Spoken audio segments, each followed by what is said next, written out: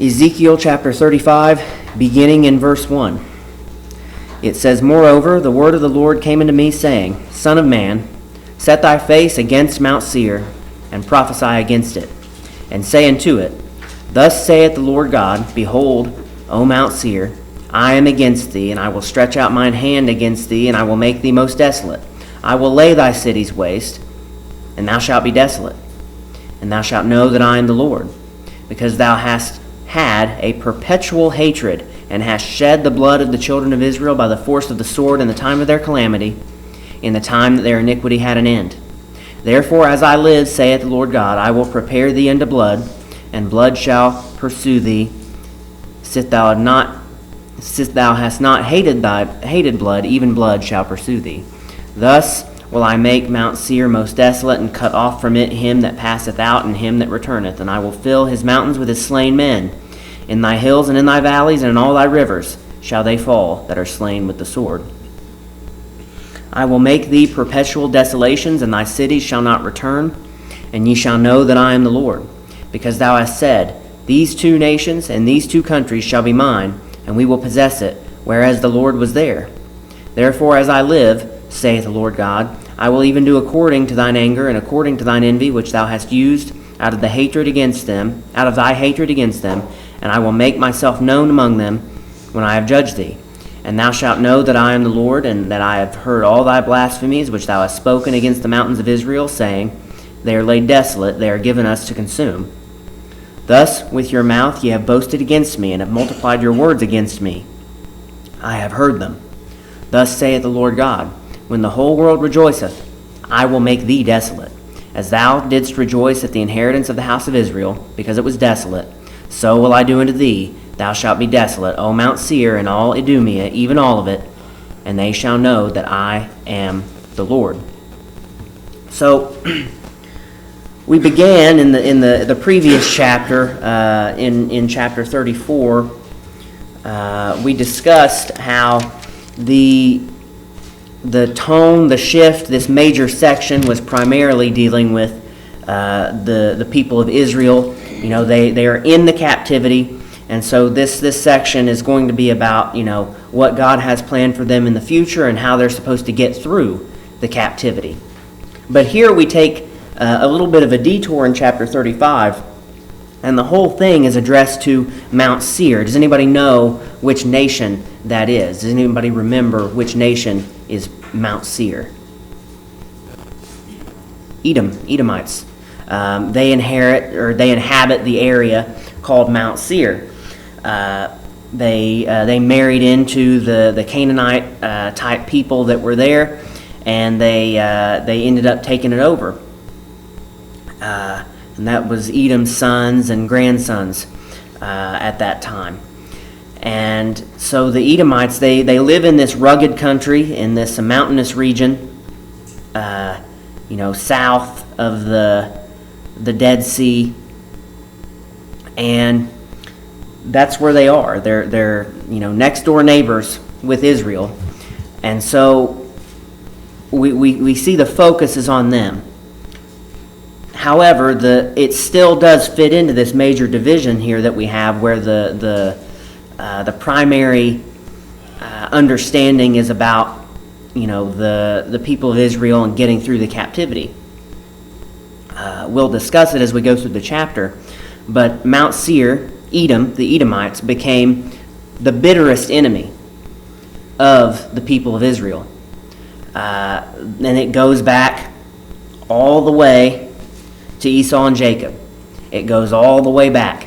And when we went through our very, very long, weeks-long study of the nation of Edom in order to prepare to read the book of Obadiah, this is a chapter that we hit, and we hit it pretty hard.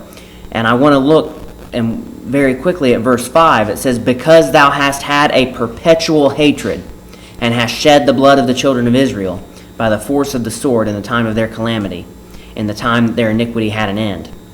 And so, when the Babylonians, when the Chaldeans, when Nebuchadnezzar had taken over this place, the Edomites were there. They were ready. They were ready to swoop in right after and take everything that was left, kill the people, get their so-called revenge. They believed that everything was laid out and set up for them to take, that it was theirs. And God says no.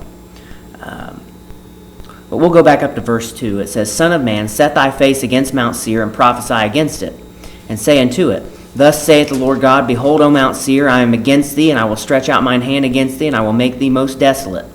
So he's got plans to judge this place. He says, I will lay thy cities waste, and thou shalt be desolate, and thou shalt know that I am the Lord. He's going to make himself known. And why? Well, we just read about it in verse 5. They didn't have any patience. They didn't have any restraint. They just came in and they saw and they took. It says in verse 6, Therefore as I live, saith the Lord God, I will prepare thee unto blood, and blood shall pursue thee. Sith thou hast not hated blood, even blood shall pursue thee.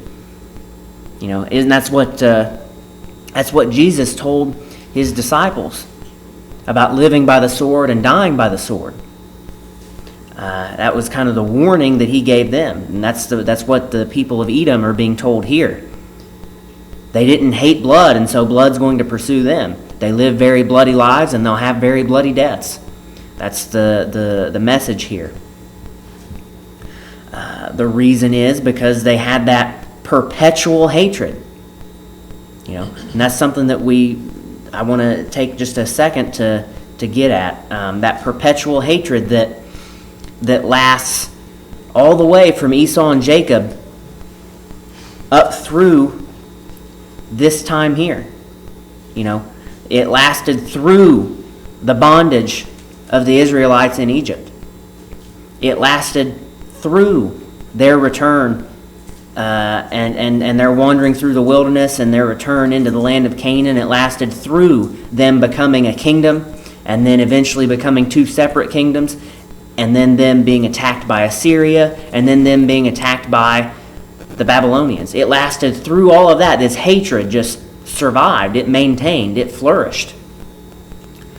And they carried out their hatred against the people of Israel. And so he says in verse 7, Thus will I make Mount Seir most desolate, and cut off from it him that passeth out, and him that returneth.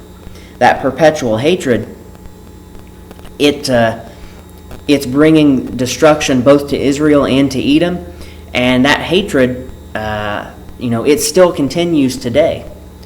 Even though there is no place on a map that we can look at and that we can say, oh, Edom, and those people are Edomites.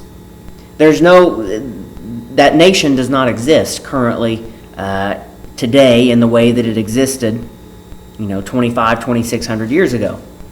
But I can tell you that this hatred is still there. The hatred that, Israel, robbed our birthright. Israel took what was owed to us. Israel took the glory that we should have. They took the land that we should have. It belongs to us, not them, yet they have it. It's not fair. We hate them. We attack them. We kill them. That same kind of hatred. All you got to do is turn on the news for 10 minutes and they'll, maybe not 10 minutes, but there'll be something eventually that you see about some rockets that were fired over from the Gaza Strip or from some area in Palestine that were fired at Tel Aviv or Jerusalem or somewhere in Israel. There's violence every single day. There's something going on every single day. There's somebody trying to firebomb someplace. There's somebody trying to pipe bomb another place. There's somebody trying to sneak into one place and do something they're not supposed to do. It's constant. That's the same hatred. It's the same thing. Israel stole from us. We're slighted by Israel, and we demand that we get our revenge on them and that we get what's owed to us. Nothing different. There's really no difference than in what you see in today's so-called Palestinian population and the ancient Edomites. They've got that same kind of hatred, that same kind of relationship running through them. So this is sort of a dual application, because What we saw in chapter 34, and again, this is why I believe it does fit here. What we saw in chapter 34 is that God was going to give peace to Israel. He was going to bring them in and give them peace. And now that's just not peace after the 70 years of captivity. That's not just them coming back in and rebuilding the temple and rebuilding the walls. It's not just that. It's pretty clear that, in that day, he'll bring them back in, and it'll be after the Great Tribulation and into the millennial kingdom. Now, if he's going to give them peace, and they still have their enemies around them, trying to kill them and attack them, is that peace? That's not peace. So this is part of the peace that he's bringing to Israel. It's the destruction of their enemies. Here, the bitterest enemy that they have, the enemy that was supposedly once a brother, yet now is the most hated foe. And we see that that's what's going to happen in the millennial kingdom. At the end of the Great Tribulation period, everybody's going to be put down. All the enemies are going to be defeated. And when we get into the millennial kingdom, we see, we're not going to go read it this morning, but you go back to Isaiah chapter 34, 35, 36, you get in and around there, and you get to where it deals with Edom, Idumea as it's called, and you see that there's that great tar pit that's just constantly burning. And where is that great tar pit? It's in Idumea, the land of the Edomites, this area of Mount Seir. And and I've talked about it many times before. In my opinion, again, I'll reiterate that. In my opinion, that is supposed to be, in the millennial kingdom, a type of the eternal lake of fire, a type of hell. It's supposed to be a representation for them to see this is what happens to enemies. This is what happens to the enemies of God. This is what happens to the enemies of Israel. Jesus will be in person, ruling as king, to oppose Israel at that time. There's no question, is to oppose Jesus, to oppose God directly. And so that's going to be in my opinion, the representation there, the figure, so that they can see what's awaiting them should they deny Christ, should they deny his kingdom, should they deny his divinity and his lordship. So, again, here in chapter 35, we have a little bit of a dual prophecy. It says in verse 8 now, "And I will fill his mountains with his slain men, in thy hills and in thy valleys and in all thy rivers, and they shall fall that are slain.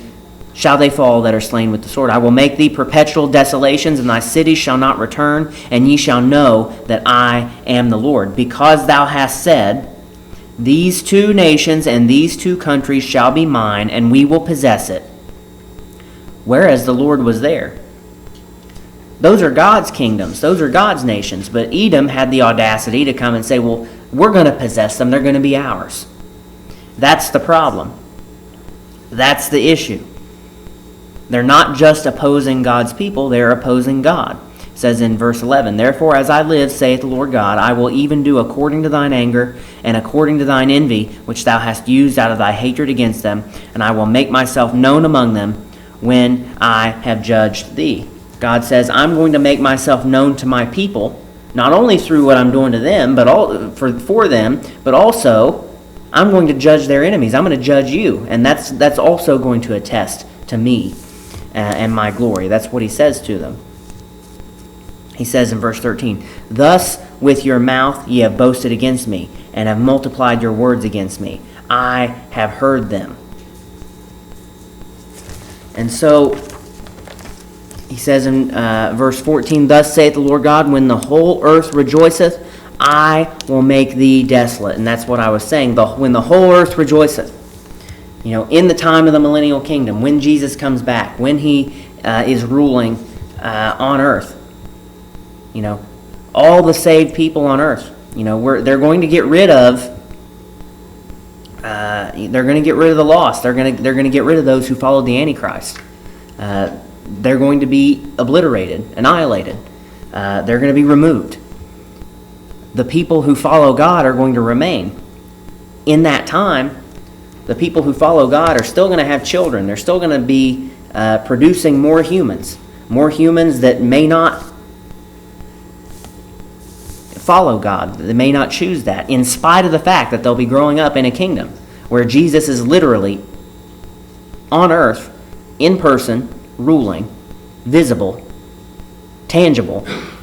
They will still refuse him. They will still reject him. There will still be a certain number that decide that they don't want to follow God.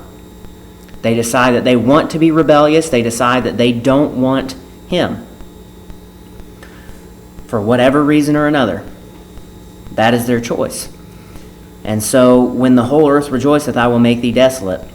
When the whole earth rejoices and everything begins, the enemies are going to be made desolate. It says in verse 15, as thou didst rejoice at the inheritance of the house of Israel, because it was desolate, so will I do unto thee. Thou shalt be desolate, O Mount Seir, and all Idumea, even all of it, and they shall know that I am the Lord. And so you have in verse 34 discussions of bringing peace to Israel, and you have in chapter 35 the discussion of bringing an end to the enemy. And you could take Edom as a representation of all Israel's enemies. At the time of the Great Tribulation and the Millennial Kingdom. Because it's not just Edom, but all enemies are going to be put down. Every opposer will be defeated. There will be complete and total victory at the time that Jesus comes back. He will achieve that. So, what we see is that, and we've discussed this, I do believe that God knows who today's Edomites are, whether they were descended from Esau directly, or whether it's their perpetual hatred that they have. The perpetual hatred of the Edomites against Israel, that same hatred that continues today throughout the Palestinian and Arab community. If you can even call it a community, there really isn't one, but basically the only thing that they commune over is destroying Israel. There's not a whole lot else that they agree on. They're going to be the enemy that is removed at that time, in that day. In the same way that God judged the Edom of old, he will judge the Edom of the future. And there won't be any question as to who he is. There won't be any question as to what his motives are. There won't be any question as to, from his own people, as to whether or not he has the capability to take care of them or whether or not he loves them. That's a question that they ask many, many, many times throughout the Old Testament. Why is this happening to us? Why is this happening? What's going on here? This isn't good enough for us. Just the constant complaining, the constant worrying. That won't happen in the millennial kingdom. They will know. They won't have cause for question. So, that is a pretty short one. Ezekiel chapter 35. I had, when studying this out, thought that we may go into Obadiah a little bit, and try to extract some of the information from there. But I mean, we'd kind of be retreading the same ground, and we'd just be saying the same things over and over and over again this morning. So rather than repeat myself 30 times, I'll just open it up for questions, and anybody have anything they want to anything that you have questions about or anything that needs more clarity.